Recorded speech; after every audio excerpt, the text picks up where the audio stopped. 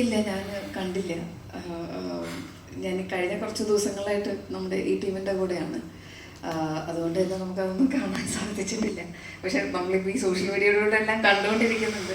അതെല്ലാം നമുക്ക് പണ്ട് രാവണപ്രഭു ഞാനൊക്കെ തിയേറ്ററിൽ പോയി കണ്ട ഒരു ഇമ്പാക്റ്റ് ഇപ്പോൾ ഒരു വളരെ നല്ലൊരു ബാക്കിയെല്ലാം ഒരു വർക്ക് ചെയ്തൊക്കെ വന്ന് കാണുമ്പോൾ ഉള്ളൊരു സാധനം കിട്ടിയിട്ടില്ല. എന്തായാലും തീർച്ചയായിട്ടും പോയി കാണും.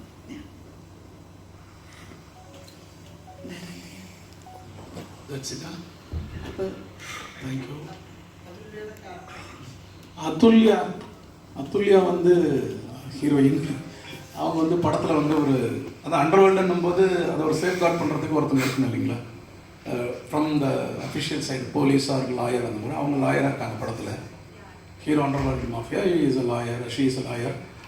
அண்டு அவங்கள வந்து அதுல்யா வந்து அவங்க இது வரைக்கும் சரியான ஒரு படம் அமையாதால தான் அவங்க வந்து சரியாக, she is lot of potential, அவங்கள்ட்ட பயங்கரமான பொட்டன்ஷியல் இருக்குது. நான் பார்த்தேன் அவங்க வந்து கடலில் வந்து நான் 40 டேஸ் பண்ணேன். கடலூர் பாண்டி 40 டேஸ் இண்டத்தத்த கடல் கரையில் இருக்குன்னா சிஜி முதல்ல வேணான்னு சொல்லிட்டதால எனக்கு அந்த பிரச்சனை இருந்துச்சு. கடலுக்குள்ளே போய் எடுக்கணும் போது உள்ளே போய் பண்ணுறோம். காலை சொல்கிறோம், ஒன்றும் பிரச்சனை இல்லை. காலையில் போயிட்டோன்னா நைட்டு தான் வரணும்.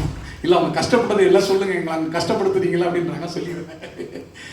காலையில் போனோன்னா என்ன பிரச்சனைனா தள்ளி போட முடியாது, அங்கே போய் நிற்க வைக்கவும் முடியல என்னால். எனக்கு அந்த கடல் அந்த டெரெயினில் ஷூட் பண்ணுறது பெரிய டிஃபிகல்ட்டாக, நம்ம ஃபஸ்ட்டு படம்ன்றதில்ல. அப்புறம் எடுக்கிறான். அவங்களுக்கு வந்து 2வது நாள் புரிஞ்சுக்கிட்டாங்க, சரி ஒரு சைக்கோ தான் போல் விடமாட்டான் கரைக்கு, ஸோ நம்ம இருந்து முடிச்சு கொடுத்துட்டு போயிடுவோம் எதுக்கு அப்படின்னு சொல்லிட்டு தான் இருந்தாங்க. அந்த டெடிக்கேஷனுக்கே அவங்களுக்கு ஏதாவது இந்த படம் வந்து நல்லதாக அவங்களுக்கு கொடுக்கணும். அந்த டெடிக்கேஷன் 40 டேஸ் வந்து ரொம்ப கஷ்டப்பட்டாங்க. 2 பேருமே ஹீரோயின் 2 பேரும் பயங்கரமாக கஷ்டப்பட்டாங்க. ஸோ அதுக்கு வந்து அவங்களுக்கு தேங்க்ஸ் சொல்லிக்கிறேன் இந்த இடத்துல. அண்டு அதே மாதிரி அவங்களுக்கு காம்பினேஷன், மற்ற ஆர்டிஸ்டோட காம்பினேஷன் இருக்கும்போது கூட நம்ம அவங்களுக்கு நிறைய லென்த் டைலாக் இருக்கும் சிலதுலாம். அவங்க போய் தனியாக ப்ராக்டிஸ் பண்ணிகிட்டு இருப்பாங்க, முன்னாடிச்சுட்டு அப்புறம் வந்து எல்லார்ட்டையும் சொல்லி பார்ப்பாங்க.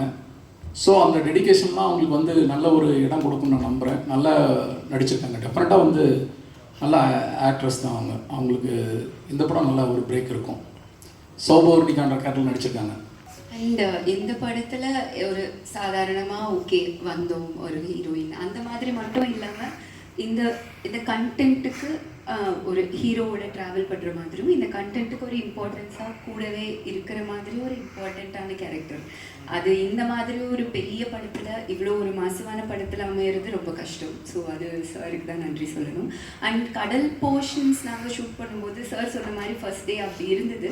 ஆனால் அதுக்கப்புறம் அது புரிஞ்சிருச்சு. ஏன்னா இப்போ நாங்கள் அங்கே கரையிலேருந்து கடலுக்கு போகிறதுக்கே ஒரு 1/2 hour மேலே ஆகும். அங்கேருந்து ஒரு சின்ன போட்லேருந்து மேலே ஏறுறது ரொம்ப டஃப்பான ப்ராசஸ்.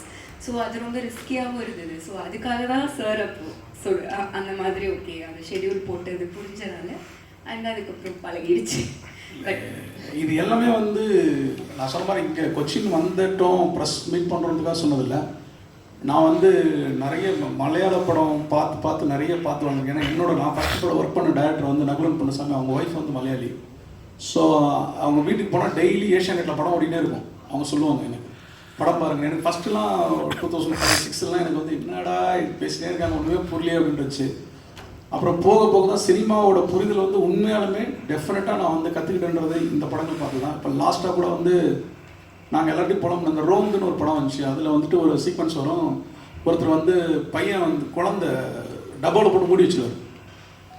நான் அதை என்னோட இதில் கூட எழுதியிருந்தேன். இப்படி ஒரு சீன் உலக சினிமாவிலே பார்த்ததில்ல நான். ஒருத்தனோட பாசம், ஆனால் அந்த குழந்தைக்கு அது டேஞ்சரு. அவன் மூடி வச்சுட்டு யாருக்கிட்ட ஒரு கத்தியால் இருக்கட்டும். அதை சேவ் பண்ண போகிற அந்த போலீஸ் காப்ஸ் வந்து நைட்டு 2 மணிக்கு போவாங்க. ஃபஸ்ட்டு ஒருத்தன் போவான், திருப்பி வருவான், திருப்பி போய் சேவ் பண்ண போவாங்க. அந்த சீன் வந்து மைண்ட் ப்ளோயிங்காக அப்பா எப்படா யோசிச்சா இருந்தாலும் இப்படி ஒரு மேபி அவர் லைஃப்பில் நடந்திருக்கலாம். ஏன்னா அந்த ரைட்டரே போலீஸாக இருந்தாங்க, எதோ படித்தேன். ஸோ அப்படி ஒரு சீன் எடுக்கிறாங்க. சரி இங்கே போய் நம்ம கைத்தட்டு வாங்கிக்கலாம், உலகத்தில் எங்கே வேணாலும் போய் படிச்சிக்கலாம், ரைட்டராக அசிஸ்டன்டாக கூட போய் படிச்சிக்கலாம் அப்படின்னு ஒரு ஆசை இருந்துச்சு. இன்றைக்கி இந்த ஊரில் நான் வந்து டைரக்டராக வந்து உட்காந்து ப்ரெஸ் மீட் கொடுக்குறேன்னா கடவுளுக்கு நன்றி. நான் வருஷம் சபரிமலைக்கு வருவேன். ஒருவேளை ஐயப்பன் தான் கூட்டு வந்துருக்காருன்னு நினைக்கிறேன். அவருக்கு தான் நன்றி சொல்லணும். அந்த ரோந்து படம் சொல்கிறேன் நான் லாஸ்ட்டாக ரொம்ப மிரண்டு போய் பார்த்தது, என்னடா ரைட்டிங் இப்படி பண்ணியிருக்காங்க, பயங்கரமாக பண்ணியிருக்காங்கன்னு. அதான் இந்த மண்ணில் இருந்துட்டு அந்த மாதிரி நிறைய கேரக்டர்ஸ் ஓரளவுக்கு நல்லா வந்துட்டு நீங்கள் படம் பார்த்து நாளைக்கு நல்லா இருக்குன்னு சொன்னீங்கன்னா அது deeply inspired by Malayalam cinema தான். ரைட்டர்ஸ்க்கு தான்.